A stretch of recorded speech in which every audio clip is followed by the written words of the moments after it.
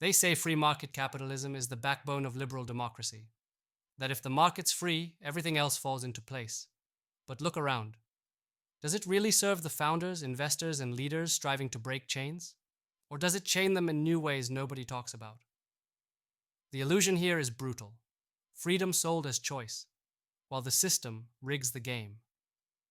Deals are made behind curtains, power hoarded, and the so-called level playing field looks more like a tilted board. That pit in your stomach, that gnawing frustration isn't just stress. It's the system telling you you're a cog, not the driver. It's telling you success is luck, not something you carve with your vision and relentless fight. You want to disrupt, to build something real, something that wakes the world up. But the chaos of traditional capitalism, it drains you. It burns you out. Because it's a game rigged for those who play by invisible rules you never got to set. So here's the truth nobody preaches. Capitalism, at its current core, doesn't guarantee democracy. It guarantees power concentration. It rewards mediocrity masked as safe bets, and punishes radical innovation like a crime. Democracy thrives on participation, on voices shaping their fate.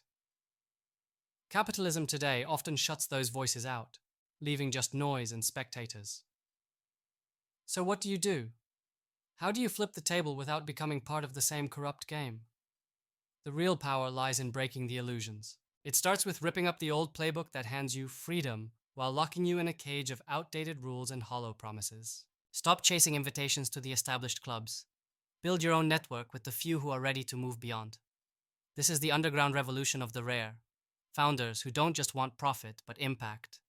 Investors who seek not safe returns, but radical transformation. Leaders willing to break comfort for a future that actually means something. Step 1. Obsessively connect. Not just contacts, but fierce, complementary links. People who amplify your strength, challenge your limits, plug the gaps you didn't know you had. Forget the mass. The system feeds the many, but nurtures none. Your power is in the few. Forge alliances that demand accountability, that question assumptions, that push every member to become an upgraded version of themselves, not just for personal gain, but for the collective explosion of new ideas and power. Step 2. Refuse to accept freedom as a given. Real freedom is a challenge, a constant, brutal forging of value and merit, not legacy or identity. You must earn trust and capital every day by proving your ideas' worth and your resolve's strength. Don't worship self-expression as freedom. Build the self, sharpen it like a weapon and a tool.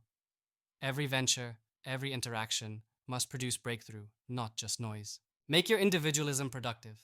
Turn your fuel into fire that burns new paths. Step 3. Reject borders.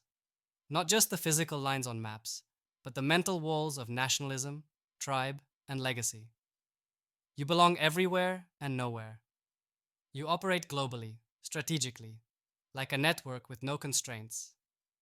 Capital and influence must flow across divides, not stalled behind bureaucratic walls or emotional fences. This is the future, constructive capitalism that funds impossible visions, not safe status quos. The market should serve transformation, not domination. Don't fool yourself. This path is savage. It's not for the comfortable or critics shouting from sidelines. The tension you feel in your chest, the silent scream that you were meant to transcend limits, that's your true compass. Harness that pain, that anger, that impatient hunger. Channel it into building this autonomous network of the few. The builders, the fighters, the visionaries who refuse to be prey in a rigged game. You know what to do. First, assassinate the comfortable lies. Then, hunt for your real allies across the borders you once accepted as chains. Finally, forge a dynamic meritocracy where your value and impact pull the levers of power, not your name or your past. Capitalism can be the weapon of liberation, but only if you become the force that reshapes it utterly, transgressing every old rule until freedom is not an illusion, but your daily raw reality. Now rise. The future isn't going to wait.